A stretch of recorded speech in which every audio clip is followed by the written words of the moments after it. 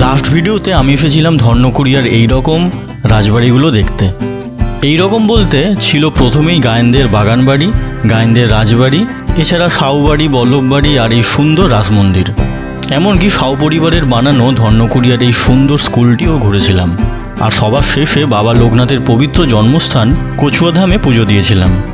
Last ভিডিওটা না দেখে থাকলে এই ভিডিওর ডেসক্রিপশনে দেওয়া লিঙ্কে ক্লিক করুন, অথবা বঙ্গ ব্যাকপ্যাকেটের ভিডিও লিস্ট চেক করতে পারেন।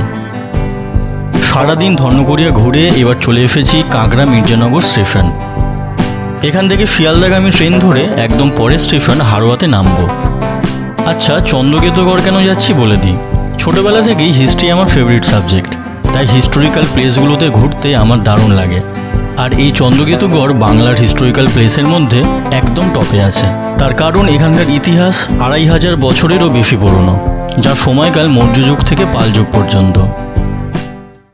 যাই হোক, একটু পরে পুরো ইতিহাসটা বলছি। এখন এই জার্নিটা দেখুন আমি কিভাবে চলেছি চন্দ্রকেতুগড়।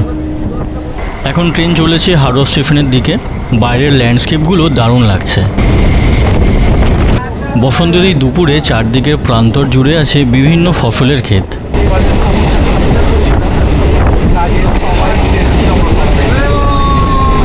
সব কিছু পার করে ট্রেন চলে আসলো হাওড়া স্টেশন।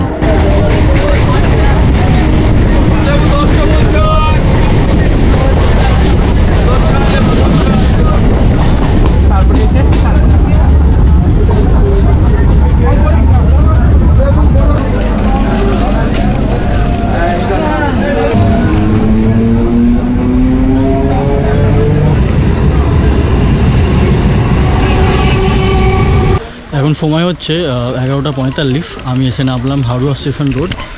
তো এরপর এখান থেকেই টোটো ধরে চলে যাব চন্দ্রকেতুগড়। তো স্টেশনের বাইরে যাওয়া যাক।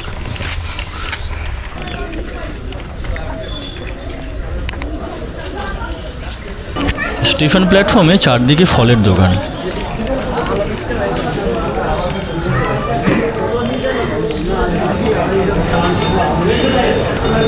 বসন্তের এই বেলায় আজকে খুবই রোদ, পুরো টেম্পারেচার মনে হচ্ছে 35 ডিগ্রি। তো স্টেশনের বাইরে দেখতে পাচ্ছি কিছু টোটো স্ট্যান্ড। তো দেখি কোনটা যায়। স্টেশনের বাইরে থেকে এই অটোগুলো যাচ্ছে। কত টাকা কি নেবে আপনাদের জানাচ্ছি। এখন প্যাসেঞ্জার একদম নেই, তাই একটু অপেক্ষার পর অটোটা ছাড়লো। আর এখান থেকে চন্দ্রকেতুগড় যাওয়ার জন্য নামবো বেড়াচাপা। ভাড়া নিচ্ছে 12 টাকা। স্টেশন থেকে একটু এগিয়ে আসতেই চলে আসলো হাড়োয়া মেন রোড। এখান থেকে সোজা প্রায় 4 কিলোমিটার এগোলেই বেড়াচাপা।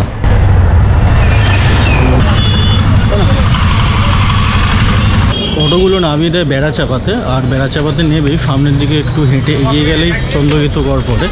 এই আমি যেমন হেঁটে হেঁটে যাচ্ছি, মোটামুটি মিনিট খানেক লাগবে। এই তো এইখানে আছি চন্দ্রকেতুগড়। হ্যাঁ, হেঁটে এগিয়ে আসতে এখানে পেলাম এই ফলকটা, আর এই ঢুকলাম চন্দ্রকেতুগড়।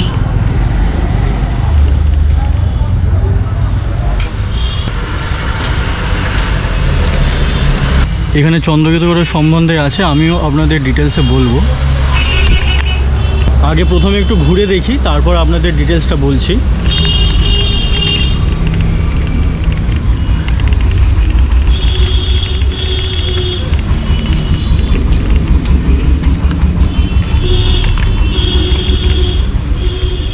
ভাবা যায় চলে আসলাম 2500 বছরের পুরনো একটা জায়গাতে, চন্দ্রকেতুগড়, যার সময়কাল কিন্তু খ্রিস্টপূর্ব 400 থেকে 800 পর্যন্ত।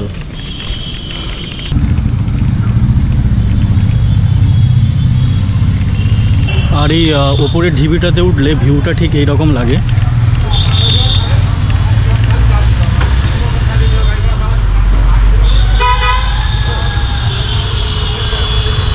বলে রাখি, এই জায়গাটা কিন্তু সবার ভালো লাগবে না। যারা ইতিহাস ভালোবাসেন তারাই আসুন, তারা একটা সুন্দর ইতিহাস সম্বন্ধে জানতে পারবেন। আর এই বহু প্রাচীন, প্রায় 2500 বছরের প্রাচীন এই জায়গাতে এসে তারা ইতিহাসটাকে উপলব্ধি করতে পারবেন। চন্দ্রকেতুগড় বাংলার গুরুত্বপূর্ণ একটি প্রত্নস্থল। কলকাতা থেকে ৩৫ কিলোমিটার দূরে হুগলি নদীর অন্যতম প্রবাহ পদ্মা নদী ও বিদ্যাধর নদীর কূলে ৪০০ থেকে ৮০০ খ্রিস্টপূর্বে গড়ে উঠেছিল এই নগরটি। বলে রাখি, এই দুটি নদী বর্তমানে অবলুপ্ত। আমি এখন যে স্থানটি দেখাচ্ছি এটি খনামিহিরের ঢিবি নামেও লোকমুখে পরিচিত। লোককথা অনুযায়ী এই খনামিহিরের ঢিবির সঙ্গে প্রাচীন ভারতীয় রাজা বিক্রমাদিত্যের সভারত্ন বরাহমিহির ও তার পুত্রবধূ খনার নাম যুক্ত। এই খনা সম্বন্ধে কিন্তু আমরা বিভিন্ন গল্পকথাতেও খনার বছর নামে শুনেছি।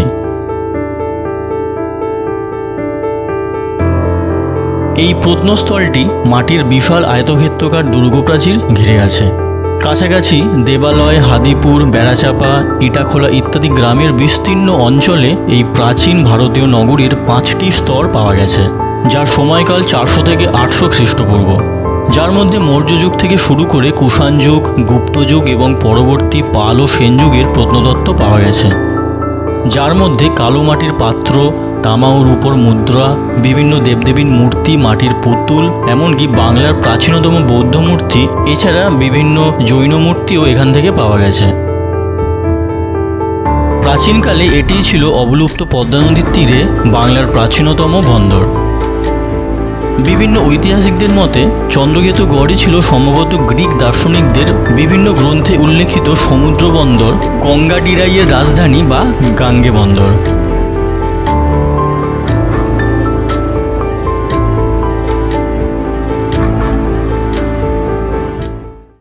আমার এই ভিডিওতে আপনাদের বললাম এই জায়গার ইতিহাস সম্বন্ধে। এছাড়া যদি আপনারা আরও ভালোভাবে বুঝতে চান, এর পাশেই কিন্তু একটা মিউজিয়াম আছে, আপনারা সেই মিউজিয়ামেও যেতে পারেন। আমি এখন সেখানেই যাচ্ছি, কিন্তু জানি না ওখানে ভিডিও করতে দেবে নাকি। যদিও নাও দেয়, আপনারা কিন্তু যখন আসবেন অবশ্যই সেই মিউজিয়ামটা ঘুরে নেবেন।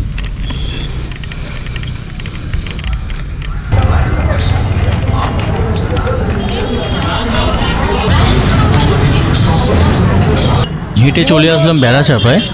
এখান থেকে ডান দিকের রাস্তাটা চলে যাচ্ছে মিউজিয়ামের দিকে।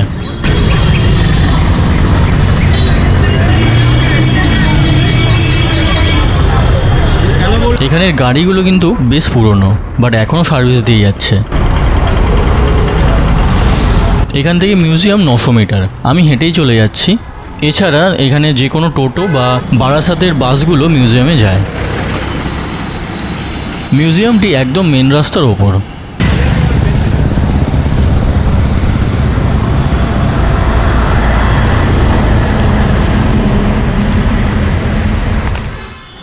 যেটা গেস করেছিলাম ভিডিওগ্রাফি অ্যালাউ নেই, তবে কি দেখলাম সেটা বলি।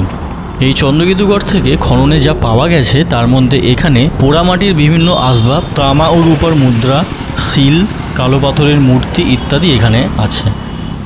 বাকি বেশিরভাগ জিনিস রাখা আছে কলকাতার আশুতোষ সংগ্রহশালায়, কিছু বিদেশে আর কিছু প্রাইভেট কালেকশনে।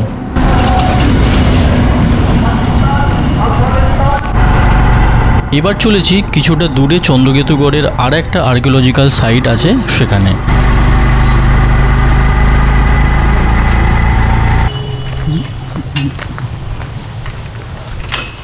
যেখানে প্রথমে গেছিলাম সেটা ছিল চন্দ্রকেতুগড়ের একটা পার্ট, আর এইটা হচ্ছে চন্দ্রকেতুগড়ের আর একটা পার্ট।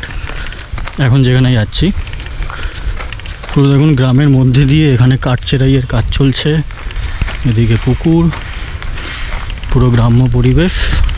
এই দুপুরের রোদে লোকজন মাঠে কাজে ব্যস্ত।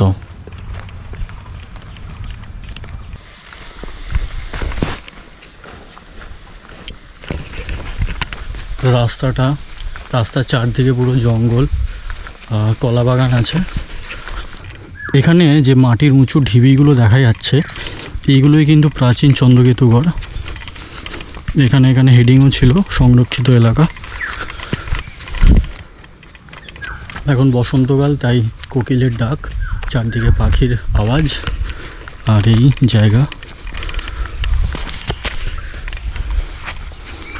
এই যে এখানে বিজ্ঞপ্তি দেওয়া আছে আর এই চন্দ্রকেতুগড়ের ডিটেলস।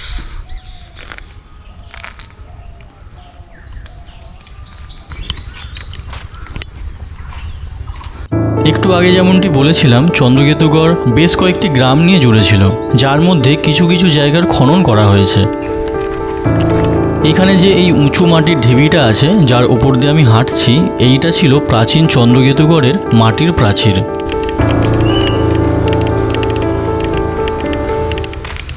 যাই হোক, জায়গাটি বেশ সুন্দর, একদম গ্রাম্য পরিবেশ।